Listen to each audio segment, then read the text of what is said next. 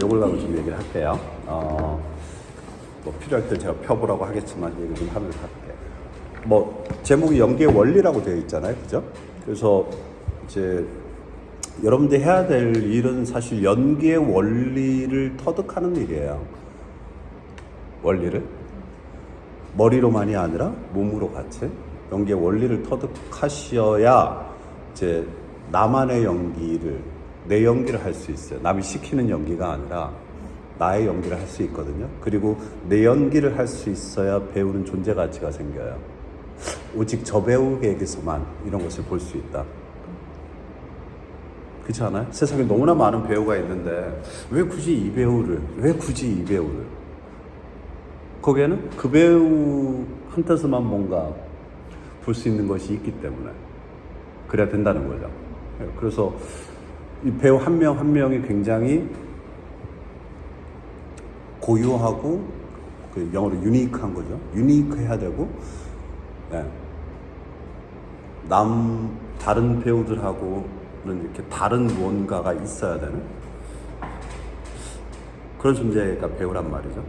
네. 그래서 어쨌거나 연기의 원리를 깨우쳐야 되기 때문에 그 원리를 제가 깨우치게 하려고 사실 수업을 해요. 제가 시키는 연기를 하세요. 이런 건 절대 아니고요. 연기의 원리를 깨우치게 하고 연기를 하는데 필요한 능력을 길러주려고 노력할 뿐이에요. 그러면 여러분들이 자기만의 연기를 잘 할 수 있게. 그래서 그것은 사실 뭐 속성으로 금방 되는 건 아니에요. 그러니까 여러분이 연기의 길을 꾸준히 간다는 건 이제 자기만의 길을 쭉 가면서 배우로서 자신을 계속 향상시켜 나가는 일인데, 그죠? 그래서 뭐 많은 연기 수업들이 있지만 그게 뭐 한 학기 수업만으로, 한 번의 워크숍만으로 사실 해결되는 건 아니에요. 제가 이걸 통해서 여러분들이 뭔가 계속 어떤 여러분들이 길을 갈 수 있기를 바라서 시키는 것이지, 이렇게만 연기해야 된다 뭐 그런 것이 아니에요, 사실은.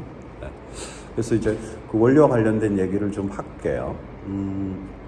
일단 제일 먼저 어떤 얘기를 해야 되느냐, 이제 연기를 한다는 것은 캐릭터를 만나게 돼요, 여러분들이. 그죠? 이제 캐릭터는 원래 연기가 시작됐을 때 캐릭터라는 것은 탈이란 뜻이었어요. 탈, 얼굴에 쓰는 탈. 그리스어로 캐릭터고 로마어로 페르소나예요. 그래서 얼굴에 쓰는 탈이 캐릭터, 페르소나예요. 그래서 연기 처음 시작할 때는 캐릭터라는 것은 얼굴에 쓰는 것이었어요. 지금도 여전히 가면극이라는 게 있기 때문에 뭐 지금도 이렇게 캐릭터를 쓰고 하는 연기들이 있죠. 근데 지금은 거의 대부분의 연기에서 캐릭터는 이 대본의 문자로만 존재합니다. 형체가 없어요.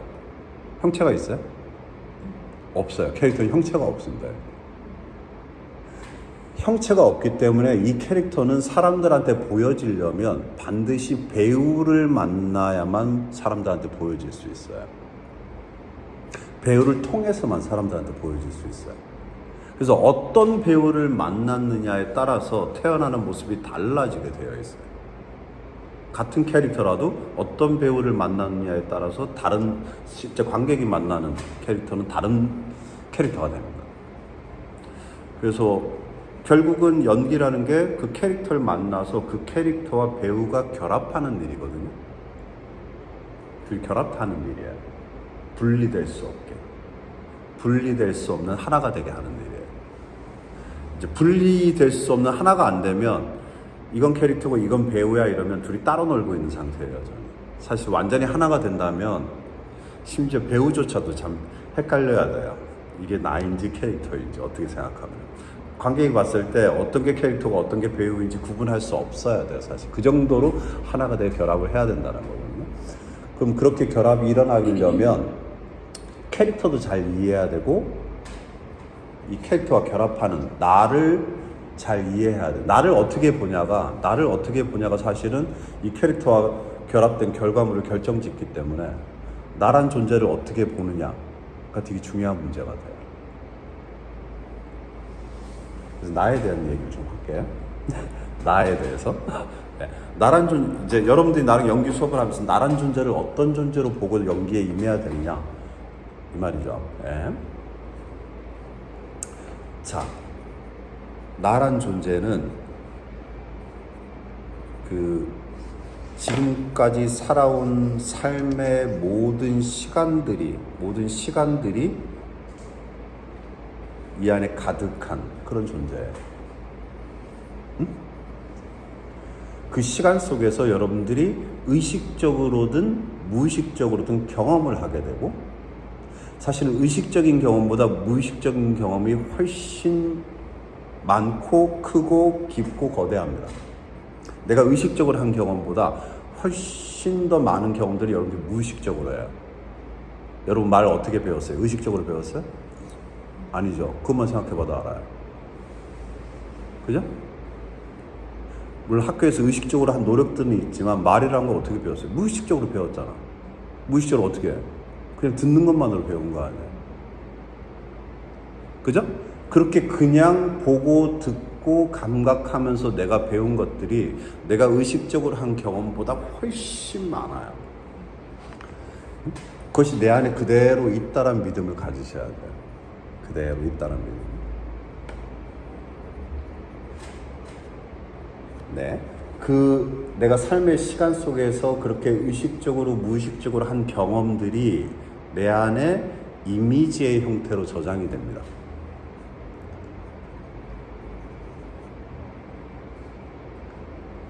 그 이미지들의 총합을 우리가 기억이라고 불러요. 기억이 지워지면 사람은 자기가 누군지 모르게 돼요. 그죠? 기억이 지워졌다. 뭐 그런 드라마 영화들 있잖아요. 어떻게 돼요? 사람 자기가 누군지 몰라요. 이게 뭐냐? 내 안에 저장된 이미지들이 곧 나가 된다는 거예요. 그건 나만의 이미지고 나만 볼 수 있고 남이 직접 볼 수 없어요. 근데 그 이미지들이 내 안에 우주의 별만큼 많이 있어요. 진짜 우주의 별만큼 많이 있어요. 그 여러분 한 명 한 명 안에 우주의 별만큼 많은 이미지들이 있고, 각각의 이미지는 삶의 시간들이 집약되어 있는 것들이에요.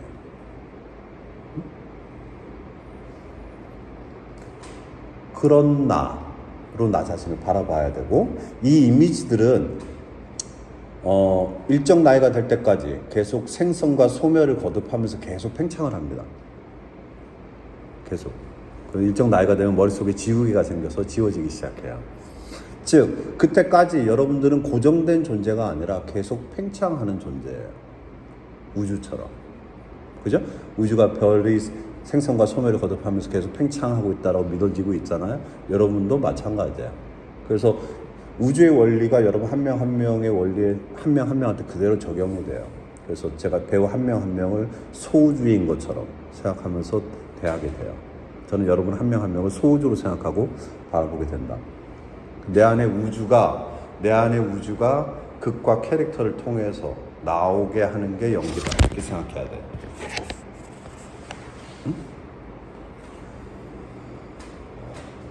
와, 내 안에 우주가 있으니 그 연기하는 내 그걸 다 나오게 한다면 연기의 미천이 부족할 수가 없어요. 사실은 다 나오게 한다면. 근데 연기에 문제가 생기는 경우는 어떤 경우냐? 그것이 이렇게 나오지 못하게 무언가가 막고 있기 때문입니다.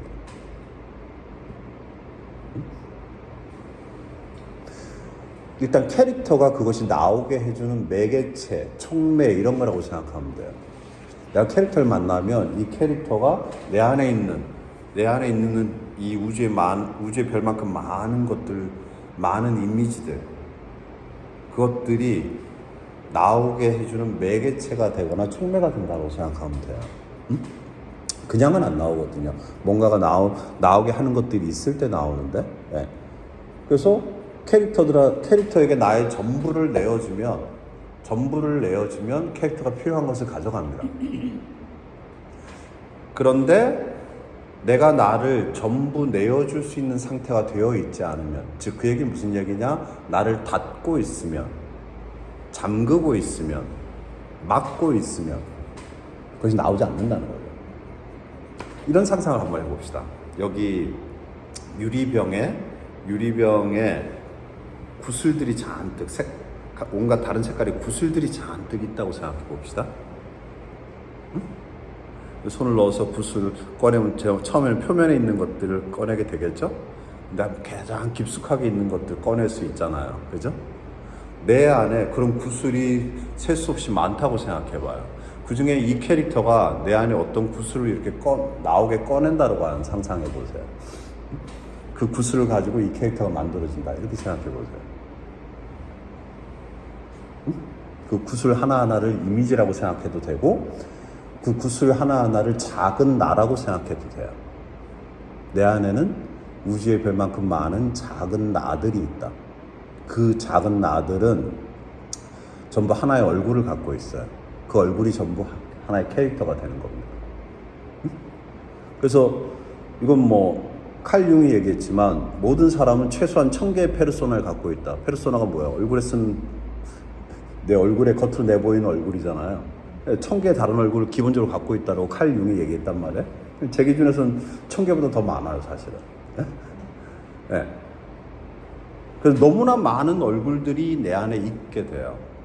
내 안에 우주의 별만큼 많은 이미지들이 있다. 그 이미지가 떠오르는 것을 우리가 상상이라고 합니다. 상을 상하다. 이미지를 떠올리다라는 뜻이에요. 이미지를 떠올린다는 건 무슨 의미? 내 안에 이미 이미지가 있다는 뜻이에요. 없는 이미지를 떠올릴 수 있어요? 그죠? 내 안에 이미 이미지가 있어요. 우주의 별만큼 많은 이미지들. 그게 얼마나 많은지 여러분들 잠잘 때 꿈을 생각해보면 알 수 있어. 우리가 잠잘 때 꾸는 꿈이 뭐예요? 내 안에 있는 모든 이미지들을 가지고 우리의 상상력이 마음껏 시뮬레이션을 하는 게 꿈이에요, 잠잘 때. 응?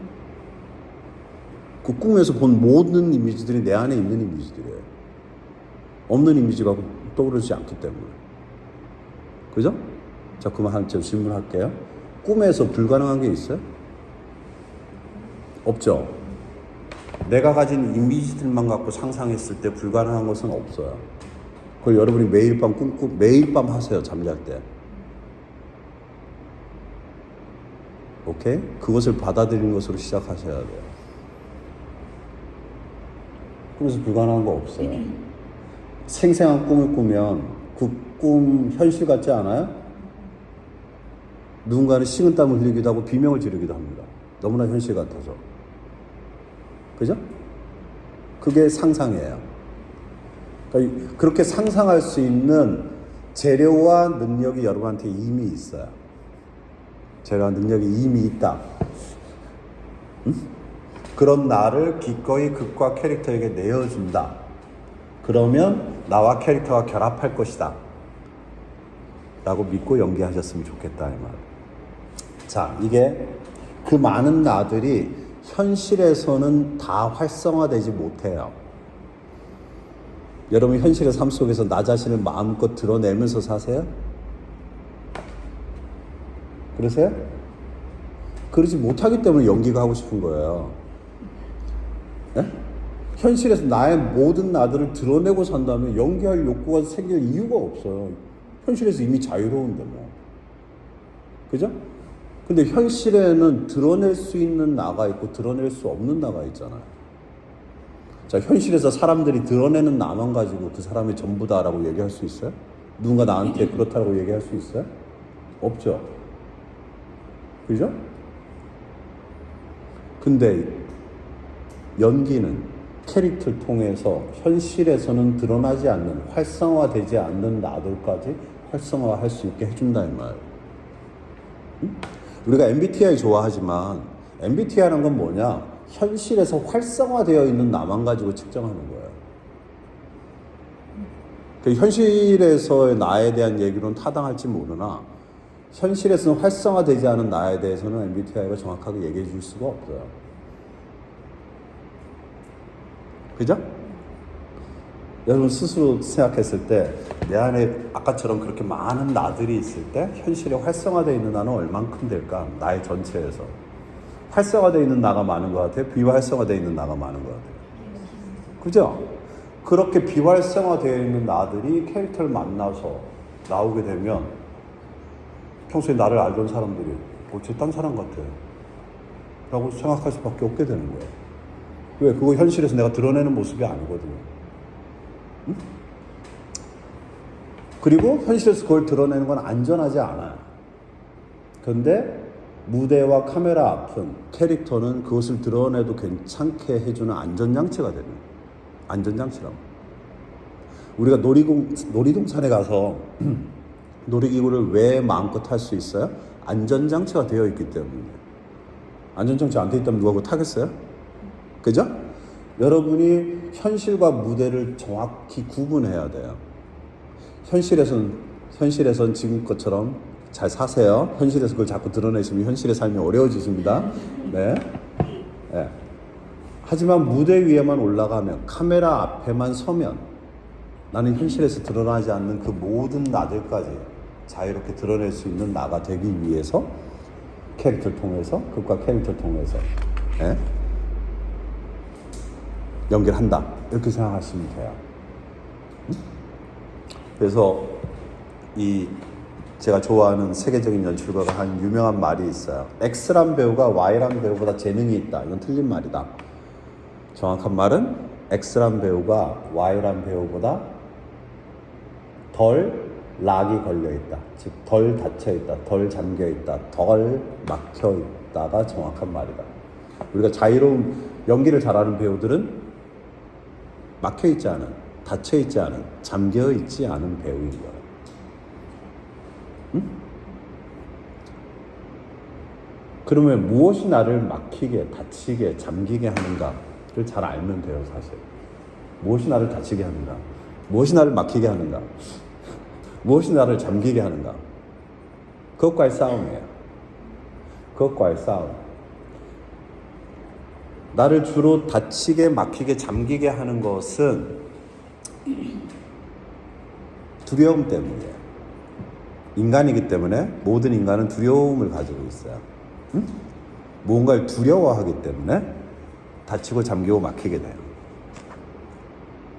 그래서 내가 무엇을 두려워하는지를 잘 알면 자유로운 배우가 될 수가 있어요. 뭔가 연기가 안 될 때마다 제가 늘 강조하지만 어떡하지? 왜 이러지? 생각하지 마시고 그냥 솔직하게 물으세요. 내가 지금 뭘 두려워하는 거지? 응? 내가 뭘 두려워하는 것일까? 라고 물으시면 돼요. 그리고 이 두려움은 두려움이 우리한테 작용하는 방식은 두려움이 굉장히 강력한 이미지를 여러분 마음속에 떠오르게 해요.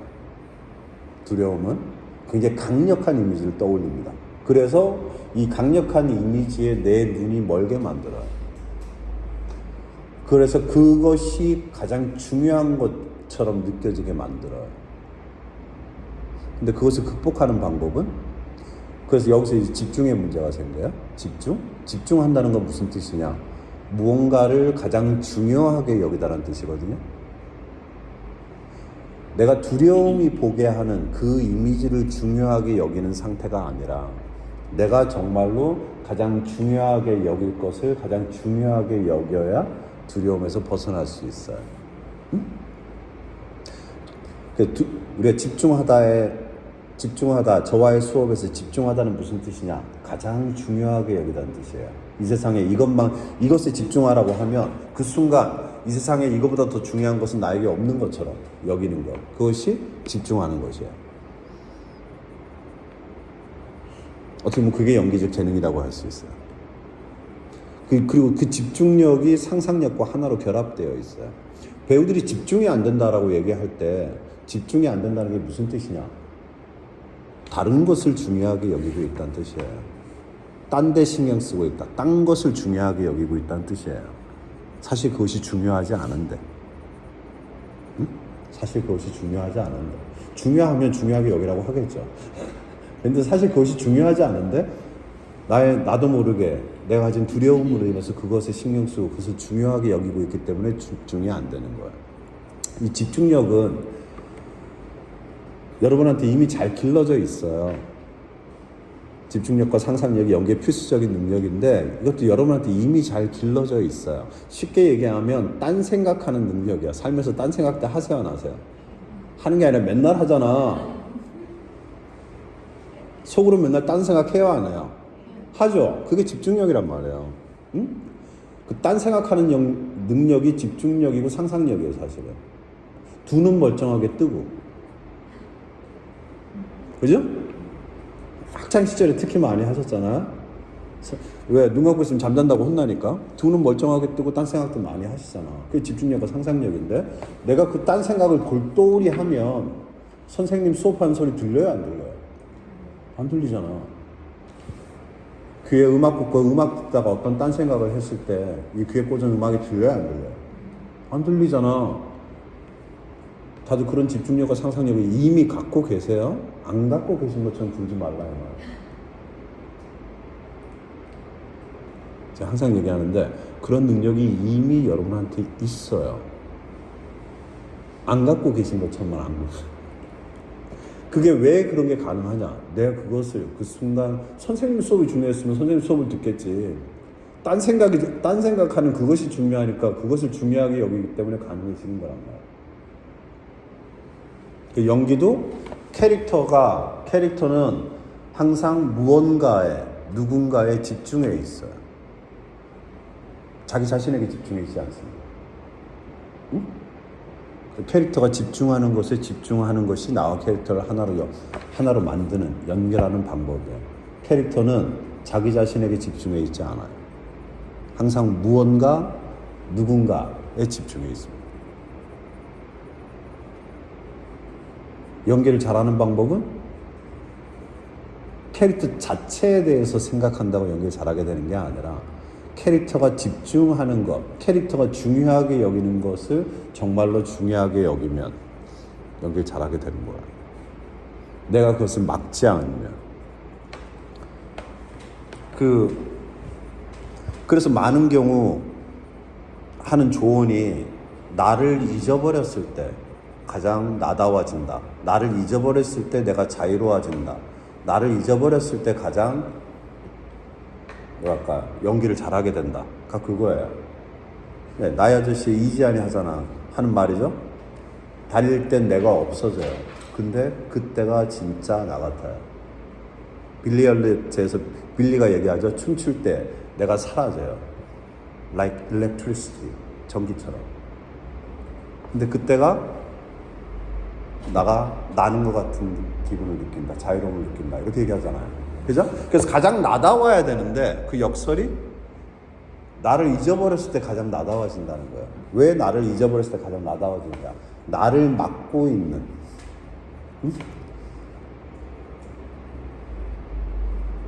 것을 잊어버리게 되기 때문에.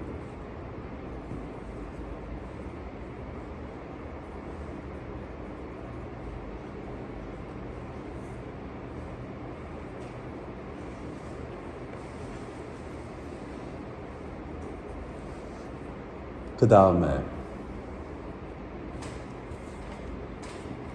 또 하나는 믿음인데, 그러니까 믿음도 집중하고 하나로 되어 있어요. 믿음도 집중과 하나로 되어 있는데,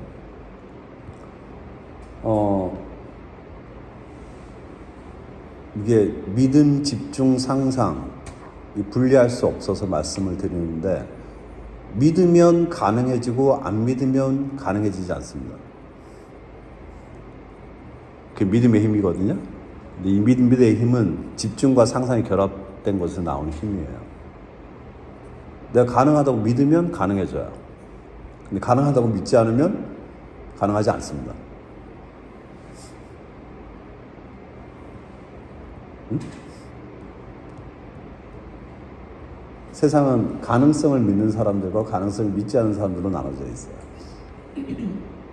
배우들은 가능성을 믿는 사람이어야 해요. 네. 세상 누구보다도 가능하다고 믿어야 돼요. 근데 그게 집중력, 상상력과 하나로 연결되어 있어요. 자, 그래서 나란 존재는 어떤 존재냐?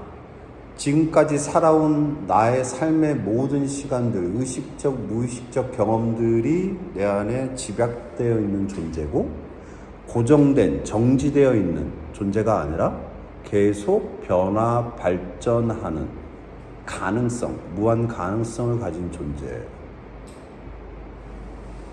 오케이? 그런 존재로 나를 보고 연기에 임하시라. 자, 특히 카메라 연기는 연기 같은 연기를 할 수가 없어요. 연기한다는 생각을 잊어버려야 돼. 연기하려고 하면 카메라 연기를 할 수가 없어요. 응? 그래서 메소드 연기가 카메라 연기의 기준이 되는 게 그 때문이에요. 우리 적어도 연기하려고 하지 않거든요. 응? 연기하지 않는 연기란 책이 인기를 얻고 있는데 사실 왜 그 책이 인기인지 사실 잘 이해가 되지 않아요. 그냥 메소드 연기 공부를 하시면 됩니다. 네. 원래 연기하지 않는 연기, 카메라 연기의 기준이 메소드 연기가 된 게 그 때문이기 때문에. 연기하지 않는 연기란 무엇이냐? 그냥 경험하는 연기거든요. 경험하는 연기. 연기하려고 하는 게 아니라 경험하려고 하는 것입니다. 네? 캐릭터가 하는 경험을 내가 기꺼이 몸소 경험해 보고자 하는 거예요. 캐릭터가 하는 경험을. 그리고 그 경험을 다 겪어내고 다 감당하고 이겨내려고 하는 거예요. 그리고 반응하는 것입니다. 가장 좋은 연기는 반응하는 연기예요. 이거는 삶의 원리와 똑같아요. 우리가 살아있다는 건 딱 두 가지예요. 숨쉰다. 숨쉰다는 심장이 뛴다 뜻이에요. 그리고 반응한다. 좋은 연기도 살아있고 심장이 뛰고 반응하는 연기예요. 반응하면서 우리가 모든 걸 경험하는 거거든요. 그래서 캐릭터의 경험을 내가 그냥 몸소 기꺼이 다 경험하고자 한다. 어떤 것이든 다 겪어내고자 한다. 적당히가 아니라. 무엇이든 적당히 하면 캐릭터도 될 수 없고 연기도 잘 할 수가 없어요. 전부 다 기꺼이 겪어내려고 하셔야 돼요. 자, 경험한다고 하면 이제 인간의 경험이 어떻게 이루어지는 것에 대한 간단한 얘기가 필요하죠. 자, 우리의 경험은 여러분 연습 없이 삶을 사시죠? 연습해서 삶을 사세요? 아니죠? 이게 삶에서 길러지는 가장 중요한 연기력이에요. 연습 없이 삶을 사는 능력. 여러분이 연기할 때 가장 잘 발휘해야 되는 능력이에요. 연습 없이 삶을 사는 능력. 응? 여러분이 얼마나 위대한 능력을 갖고 있는데 그걸 연기할 때 왜 죽여놓고 하려고 하세요? 나는 연습 없이도 이것을 바로 지금 할 수 있다는 믿음을 갖고 해야 돼요. 그리고 연습을 하는 이유가 무언가를 더 잘하기 위해서 연습을 하는 것이기도 하지만 캐릭터에게도 모든 것이 지금 이 순간이 처음이자 마지막이에요. 응? 캐릭터도 우리가 삶을 그렇게 살듯이 극 속의 캐릭터도 지금 이 순간 이것을 처음으로 겪는 거예요. 처음이자 마지막으로 겪는 거예요. 우리가 연습을 왜 하느냐? 연습한 것처럼 하기 위해서가 아니라 이것을 처음으로 겪기 위해서 연습하고 훈련하는 거예요. 처음 하는데도 그것을 잘 제대로 하기 위해서 연습하고 훈련하는 것이다. 연습하는 것처럼 보이기 위해서 연습하는 것이다. 그런 연습만 냅다 시키는 곳에 가게 되면 여러분들 기계적인 연기를 하게 돼요. 응? 살아있는 연기를 하려면 나는 연습하는 이유가 모든 것을 처음처럼 하기 위해서 연습하는 것이다. 이렇게 생각하셔야 돼요. 캐릭터가 모든 것을 지금 이 순간 처음으로 겪고 있기 때문에. 그래서 내가 이미 갖고 있는 삶을 연습 없이 사는 능력을 마음껏 발휘해서 연기하고자 해야 된다. 특히 이것은 카메라 연기는 특히 중요해요. 왜냐하면 연극 연기는 2달, 3달 연습해서 사람들 앞에 선보입니다. 카메라 연기는 그럴 시간이 없어요. 일단 리허설을 거의 하지 않아요. 영화 감독 중에 가끔 예외적으로 리허설을 좀 하는 감독들이 있긴 하지만 연극 리허설에 비하면 택도 없이 너무 적어요. 응? 거의 리허설 없이 거의 그냥 바로 여러분들이 연기해야 되는 상황이 대부분이다 이렇게 생각하는 게 좋아요. 그리고 대본이 일찌감치 나와 있는 경우도 있지만 촬영 전날 나오거나 심한 경우 촬영 당일날 나오기도 하고 당일날 현장에서 대본이 바뀌기도 합니다. 촬영 현장에서 대본이 바뀌어요. 이거 어떻게 해요? 이렇게 하면 안 된다는 거예요. 그냥 바로 해야 돼요. 그냥 바로 해야 돼요. 저도 영화 촬영 경험 몇 번 없지만 저도 했던 경험. 대본 며칠 전에 왔어?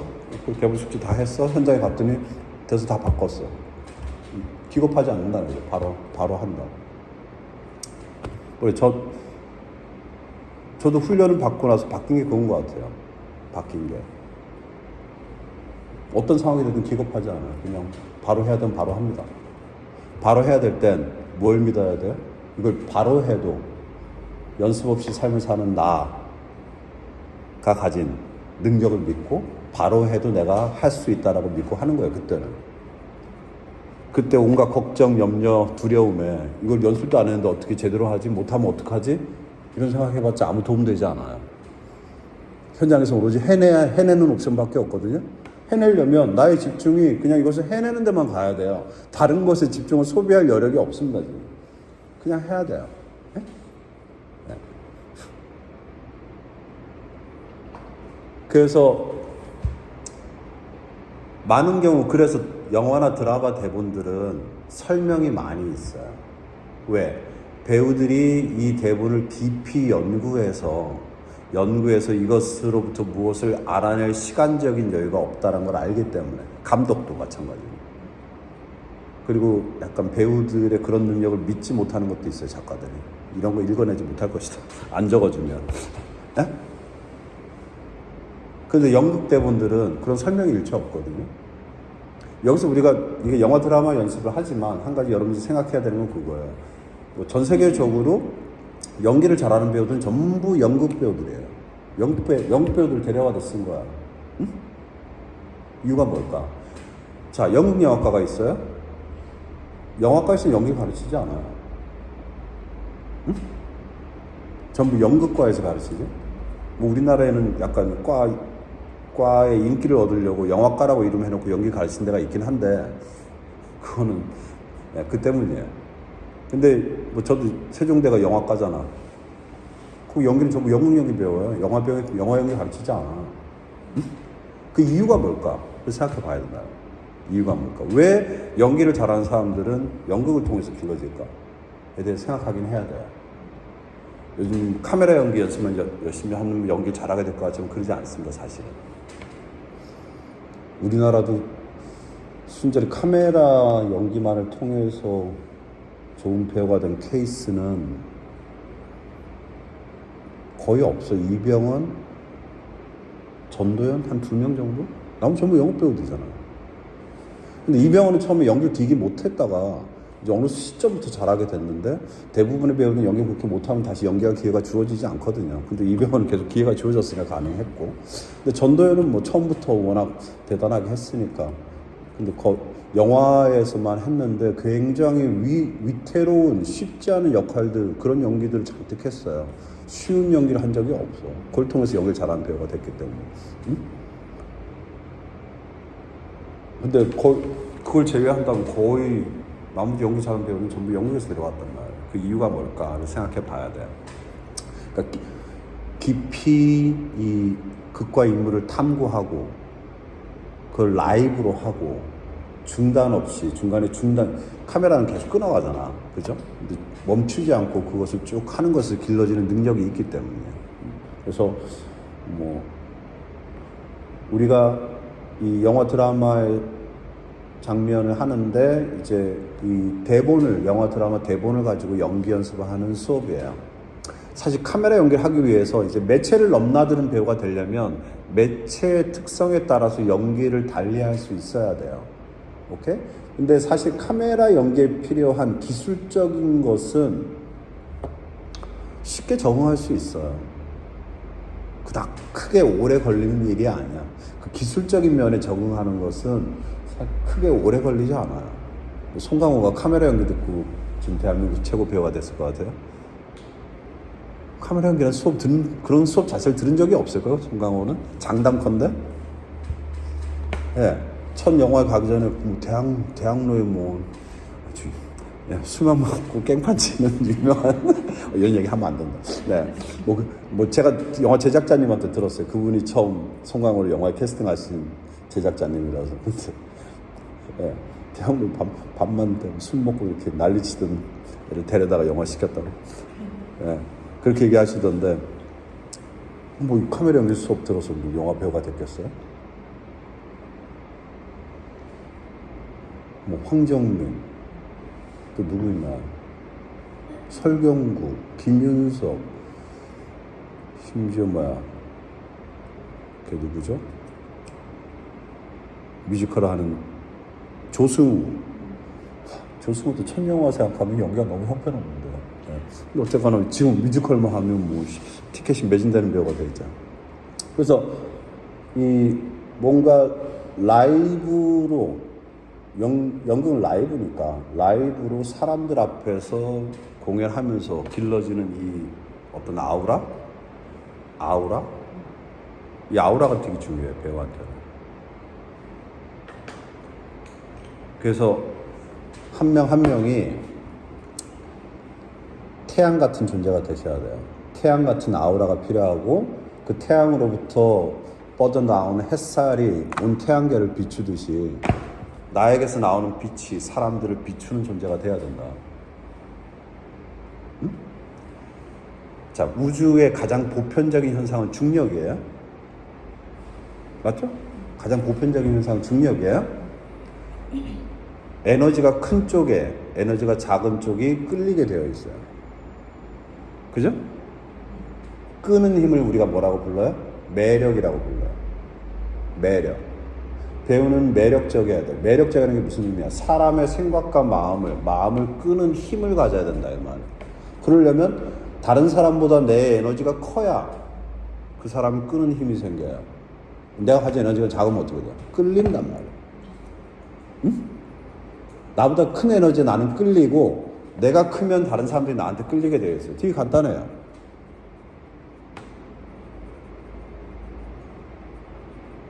그죠? 너무나 많은 사람들이 나한테 끌리게 되면 내가 스타가 되는 거예요.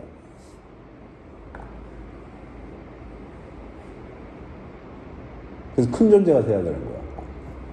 근데 라이브 공연을 많이 하면 그런 에너지가 커져요. 에너지가 커지면 힘을 주지 않아도 강력해 보입니다. 그리고 카메라에 포착됐을 때 되게 강력한 존재로 보여요. 네. 그러지 않으면 눈에 띄지 않습니다. 눈에 띄지 않아요. 단순히 튀려고 해서 눈에 띄는 게 아니에요. 단순히 그럼 튀기만 하면 사람들은 눈에 띄겠지 이렇게 생각하지만 그러지 않아요. 사람들이 정말로 눈이 사로잡히고 마음이 끌리는 존재들은 따로 있어요. 그런 존재가 결국 배우가 되거나 스타가 된다 이렇게 생각하셔야 돼요. 그렇지 않나요? 저 사람 보면 그 사람한테 끌려야 돼. 응? 관객이 여러분 본다. 여러분한테 끌려야 돼요. 응? 그런 존재가 되기 위해서 해보자 이거고요. 자, 여기 잠깐 펴서 처음에 메소드 배우가 되는 길 쭉 적어놨어요. 나중에 읽어보세요. 메소드 배우가 되는 길이 뭐냐? 결국 좋은 연기를 하는 배우가 되는 길이란 뜻이에요. 저 나름대로 열심히 정리를 한 것입니다. 그 다음에 배우를 한다고 하면 배우들은 이런 딜레마들이 있어요. 이 딜레마들을 어떻게 해결해 갈 것이냐. 전부 질문들로 되어 있어요. 왜 질문들로 되어 있느냐?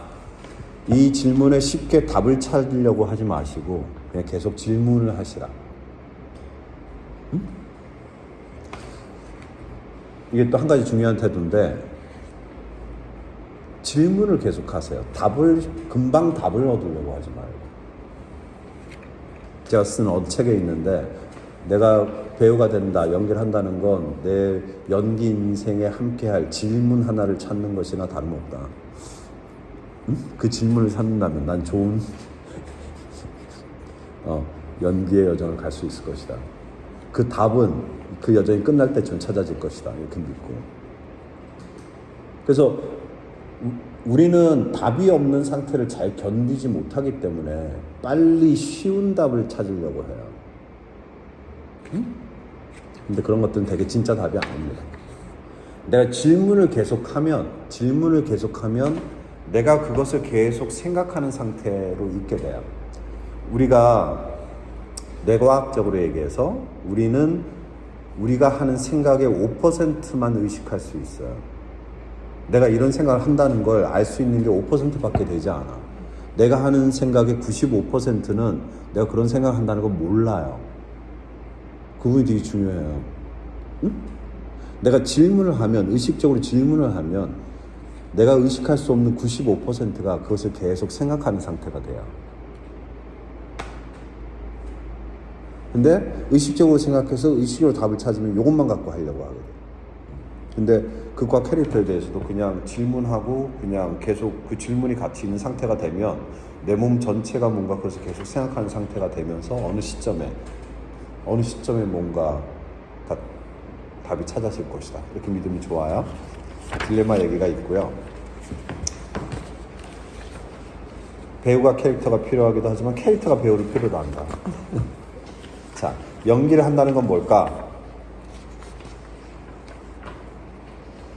쭉 써놨어요. 네. 이거 보시고요.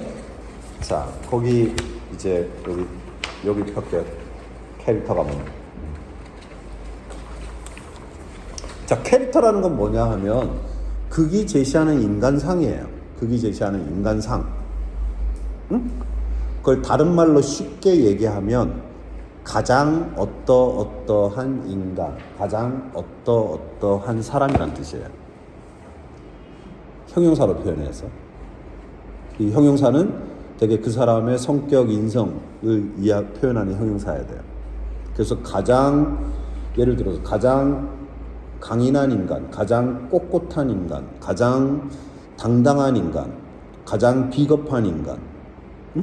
가장 교활한 인간. 예를 들어서 가장 용감한 인간. 응? 자, 캐릭터는 그래서 딱 봤을 때 그 이미지가 선명해야 캐릭터가 된다고 생각해야 돼요. 선명한 하나의 이미지, 선명한 하나의 인상을 가지고, 인상이란 게 뭐냐 하면 보는 사람한테 이미지를 도장으로 찍듯이 확 찍는다는 뜻이에요. 캐릭터 인상적이야. 응? 하나의 선명한 어떤 인상으로 다가와야 돼요. 그러려면 가장 어떤 나가 됐을 때, 가장 어떤 인간일 때에만 그럴 수 있어요. 응? 자, 그러면 이 캐릭터와 나를 결합한다. 이 캐릭터가 된다. 사실 캐릭터가 된다는 말이 메소드 연기 때문에 나온 말이에요. 그전에 뭐 캐릭터가 된다라는 생각 자체가 없었기 때문에. 캐릭터가 된다라는 건 무슨 말이냐 하면 연기를 할 때는 내가 3인칭 관점에서 연기하는 게 아니라 1인칭에서 연기해야 되는 거잖아요. 그죠? 3인칭 관점에서 보면 캐릭터는 가장 어떤 사람, 가장 어떤 인간이에요. 내가 연기를 할 때는 1인칭이 돼야 되잖아. 그럼 캐릭터가 되고자 한다는 건 뭐예요? 가장 어떤 나가 되고자 하는 거예요. 1차적으로 가장 어떤 나가 되고자 하는 거예요. 그죠? 그게 캐릭터가 되는 거잖아. 그죠? 그랬을 때 내 안에 얼마나 많은 나들이 있다고? 무수히 많은 나들이 있어요. 그 얘가 어디에 있냐? 그 얘가 여기 페이지를 안 매겨놔서 여기 보면 고표 거기 도표에 아니요 여기 요거예요. 다 앞으로 가야 될 것 같은데 얘지? 페이지를 안 매겨놨어. 찾았어요? 거기 도표에 제가 내 안에 있는 나들을 예로 들어놨어요. 얘야 그냥 극히 일부의 예입니다. 한번 쭉 보세요. 내 안에 이런 나 있다 없다.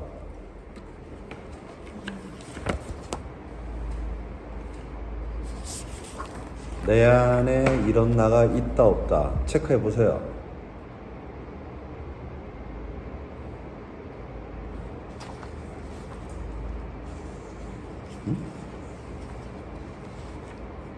위에 거만 먼저 보세요. 네? 위에 거만.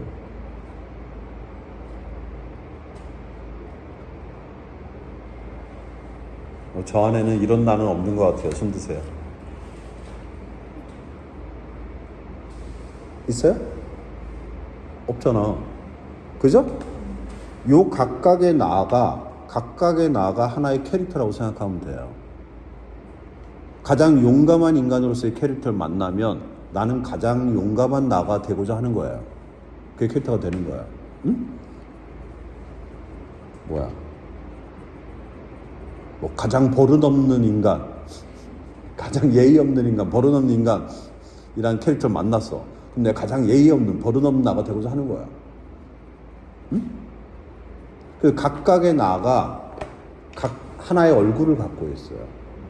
그 얼굴을 내 전면에 내보이는 거예요. 내 안에 있는 많은 나들 중에 어떤 나를 이 앞에 드러나게 하는 거예요. 응? 실제 삶 속에서 이거 여러분들 어느 정도 늘 하고 사세요. 왜냐하면 내가 언제 어디에 누구랑 어떤 상황에 어떤 몸 상태냐 따라서 내가 그때그때 다른 얼굴을 사람들한테 내보입니다. 그렇지 않아요? 그죠? 우리는 삶 속에서 때에 따라, 장소에 따라, 상황에 따라, 상대에 따라, 상황에 따라, 몸 상태에 따라 늘 다른 나가 저절로 돼요. 그것이 삶에서 길러지는 또 하나의 연기력이에요. 전체는 나지만 세세히 들여다보면 매 순간 얼굴들이 다 달라요. 하는 생각 다르고 마음 다르고 하는 행동도 다릅니다. 언제냐에 따라서, 어디에 있냐에 따라서, 누구랑 같이 있냐에 따라서, 혼자 있을 때냐 아니냐에 따라서 완전히 다른 사람 같아요. 우리가 타인에 대해서 완전히 이해할 수 없는 건 그 사람이 혼자 있을 때 모습을 누구도 볼 수 없기 때문이에요. 그렇지 않아요? 근데 어떻게 타인을 우리가 완전히 이해할 수 있어요? 내가 캐릭터를 완전히 이해할 수 있어요? 없어요. 그냥 나랑 결합시키려고 할 뿐이에요. 네?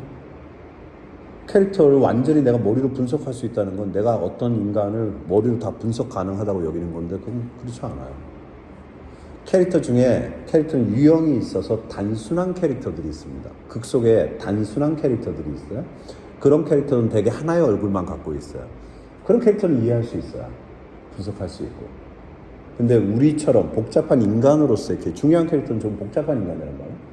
그런 캐릭터들은 실제 인간처럼 완전히 분석 가능하지 않아요. 그래서 이걸 온전히 분석으로 다 해낼 수 있다? 그렇지는 않아요.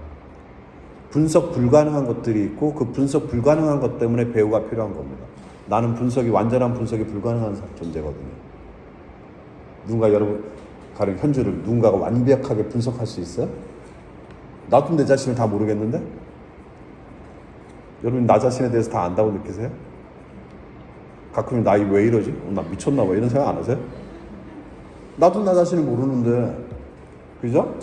그러니까 그래서 이런 모든 나들이 나 안에 있고 그 중에 어떤 나를 캐릭터를 통해서 전면에 내세우냐의 문제인데 방금 그 도표에서 보면 알겠지만 내 안에는 한쪽 나만 있는 나게 아니라 상반된 나가 같이 있어요.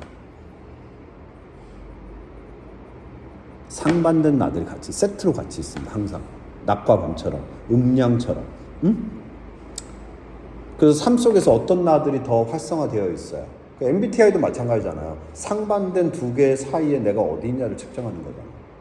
그래서 상반된 그 사이에서 내가 어느 쪽에 더 활성화되어 있느냐. 그게 MBTI잖아요. 딱 4개 항목이에요. 그죠? 뭐 항목을 더 늘리면 내 안에 얼마나 많아요. 그래서 가장 어떤 인간으로 캐릭터가 되어 있고 그 캐릭터가 된다는 건 내가 결국 1인칭 시점에서 가장 어떤 나가 되고자 하는 것이다. 그리고 어떤 나이냐에 따라서 내가 하는 판단, 선택, 행동이 달라져요. 대본을 보면서 이 대사 어떻게 해야지? 생각해봤자 아무 소용이 없습니다. 어떤 나이냐에 따라서 말하는 게 저절로 달라져요. 그렇지 않아요? 여러분 삶 속에서 연습해서 말하세요? 연습해서 말하세요? 말은 저절로 튀어나와야 돼요. 여러분이 좋은 연기를 할 때 대사는 저절로 튀어나와야 됩니다. 내가 미리 어떻게 하지 말고 말이라는 것은 가령 이 말이 나오게 하는 요인들이 있어요. 요인이 5가지라고 예를 들면 요 5가지 요인이 있으면 말이 이렇게 나오게 결정이 됩니다. 내가 할 일은 요 5가지 요인을 생각하는 것이에요. 그럼 이 말은 저절로 이렇게 나오게 돼요. 응? 그걸 살면서 우리가 늘 말하는 원리야. 응? 대사도 그렇게 나오게 해야 됩니다. 내 이 대사를 어떻게 해야지가 아니고. 응? 어쨌거나. 그래서 어떤 나이냐에 따라서 판단, 선택, 행동이 달라져요. 그죠? 그래서 어떤 나가 되고자 하느냐의 문제예요. 캐릭터별로 어떤 나가 되고자 하느냐의 문제예요. 그래서 어떤 나를, 복잡한 캐릭터는 어떤 나를 메인으로 삼을 것이냐. 이 캐릭터의 메인이 어떤 나이냐. 응? 되게 주인공 캐릭터는 그 메인인 나가 어떤 나이냐. 사람들에게 빛과 용기, 사랑을 줄 수 있는 존재여야 돼요. 주인공 캐릭터는 되게. 응? 그 다음에 겉과 속이 다른 캐릭터가 있어요. 겉과 속이 다른 캐릭터가. 그런 캐릭터들은 겉에 이런 얼굴을 내비치고 있어. 하지만 속에 다른 얼굴들을 갖고 있다는 거죠. 그게 반드시 가식적이거나 부정적인 것만 부정적인 캐릭터가 되지는 않아요. 친데레 생각해보면 되잖아. 부정적이에요? 이 사람 겉보기에는 이런데 사실 속의 마음은, 그죠? 겉바 속촉처럼 그런 인간인 거 아니에요. 옛날에는 겉이 부드럽고 속이 단단한 사람들 좋아했는데 요즘 세상은 겉바 속촉을 좋아하는 세상이야. 겉은 조금 겉이 바삭해 보이고 크리스피하고 속이 좀 부드러운 사람들 좋아하는 시대예요. 그렇지 않아요? 네. 겉바 속촉 캐릭터라고 생각하면 돼. 어떻게 보면. 근데 부정적인 캐릭터도 있죠. 겉과 속이 달라서 가식적인 캐릭터도 있죠. 그러면 겉에 내보이는 얼굴과 속의 진짜 얼굴이 다르다는 거예요. 그리고 극은 그 가짜 얼굴이 벗겨지고 진짜 얼굴이 드러나게 하는 게 극이 된다는 거예요. 그죠? 네. 그리고 단순한 캐릭터는 하나의 얼굴만 갖고 있기 때문에 하나의 얼굴만 선명하게 내보이면 됩니다. 사실 쉬워요. 연기하기 가장 쉽습니다. 쉬워요. 오케이? 자, 그 다음에 하나만 더 설명하고 하나만 더 얘기하고 갈게요. 어디에 있냐 하면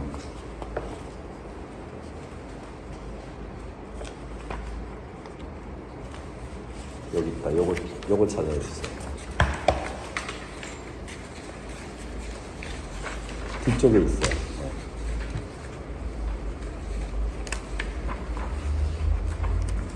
끝에서 버티시면.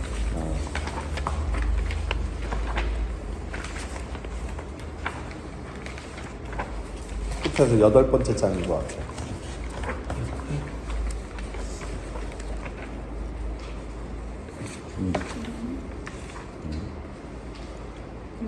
네. 그래서 메소드 연기는 경험하는 원리예요. 경험하는 연기예요. 경험하는 연기. 경험을 한다는 게 무엇이냐? 예? 인간의 모든 경험은 감각의 경험에서 시작이 됩니다. 즉 내가 캐릭터가 하는 경험을 몸소 경험한다는 건 캐릭터가 감각적으로 하는 경험들을 먼저 하고자 한다는 거예요. 즉 캐릭터가 뭔가를 보고 듣고 냄새 맡고 맛보고 피부로 느끼는 게 제일 먼저라는 거죠. 응? 그 대본을 읽으면 캐릭터 눈에 뭐가 보이는지, 캐릭터 귀에 어떤 소리가 어떻게 들리는지, 캐릭터 코에 어떤 냄새가 어떻게 나는지 이런 것들을 감각적으로 상상하는 게 제일 먼저예요.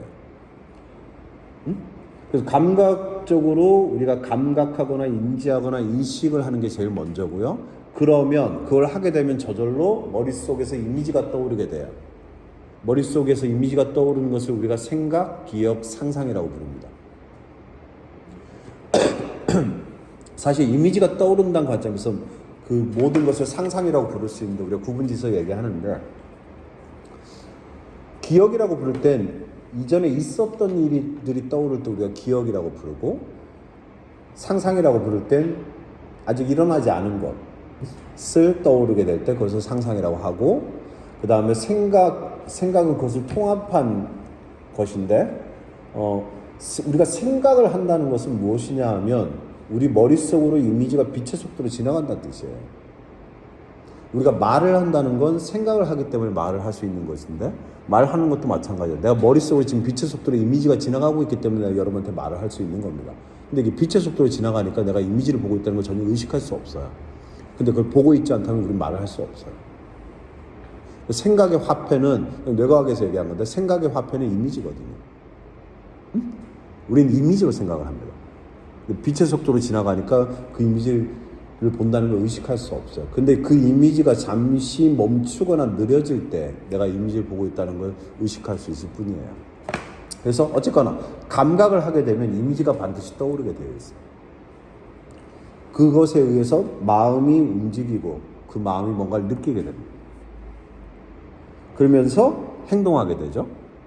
그러면서 다 겪어내는 것, 다 살아내는 것이 경험하는 것이다. 적당히 겪어내는 것, 경험하는 게 아니다.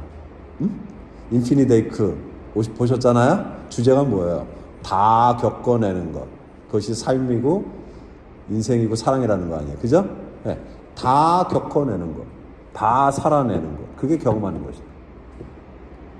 그리고 거기서 멈추지 않아요. 넘어서는 것. 그것을 다 겪고 다 살아내면 내가 달라져요. 응? 나의 한계를 넘어서게 돼. 나의 한계를 넘어서게 돼. 그래서 한계를 넘어서서 나의 틀, 한계 이런 것들을 넘어서서 끝간데 없이 나아가는 거예요. 그 벽이나 이런 게 있다면 그것을 돌파해서 나아가는 거예요. 그래서 결국 나이면서 내가 아닌 나보다 더 뛰어난 존재로 거듭나는 것. 배우란 말의 뜻이 무슨 뜻이냐? 나이면서 내가 아닌 나보다 더 큰 존재란 뜻이야. 더 뛰어난 존재란 뜻이야. 배우란 말이. 배우를 한다는 건 뭐예요? 항상 가장 나다우면서 또한 내가 아니면서 나보다 더 뛰어난 존재가 되고자 하는 게 배우가 되고자 하는 거예요. 지금 현재 나에 머물러 있고자 한다면 그럼 배우가 되는 것과 아무 상관이 없어요. 응? 그래서 그걸 통해서, 캐릭터를 통해서 결국 나이면서 내가 아닌 나보다 더 뛰어난 존재가 돼야 된다. 그것이 캐릭터가 되는 것이다. 응? 그랬을 때 우리가 이것을 메소드 연기라고 부른다. 말이야. 뭐 메소드는 연기란 용어가 중요한 건 아니야. 네, 뭐 제가 메소드 연기 전공자지만 그 명칭, 그 용어가 중요하지 않습니다. 경험하려고 하고 경험을 통해서 내가 실제로 생각하고 실제로 내 심장, 마음이 움직이고 그 마음의 움직임을 우리가 뭐라고 해요? 심리라고 하죠. 마음의 이치의 줄임말인데, 네? 살아있는 인간은 심리를 갖고 있어요.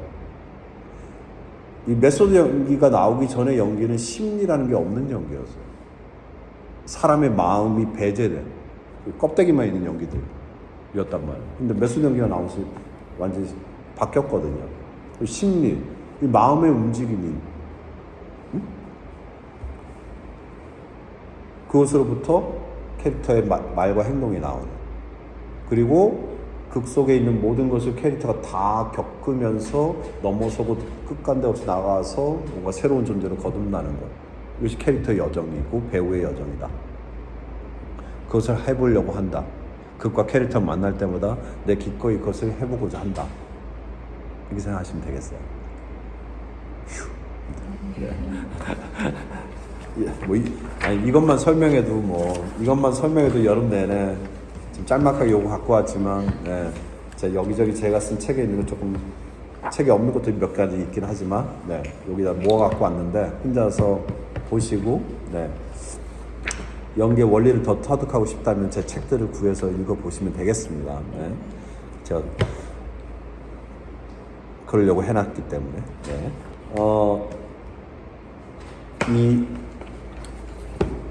요거는 이제 제가 이 배우적 상상력을 희고 읽기라는 책을 출판해 놓은 게 있어요.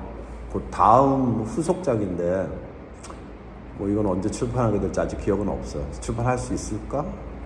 출판할까 말까? 모르겠어요 아직. 근데 이제 배우로서 대본을 어떻게 읽어야 될까? 그 연습을 시키려고 써놓은 것들이에요.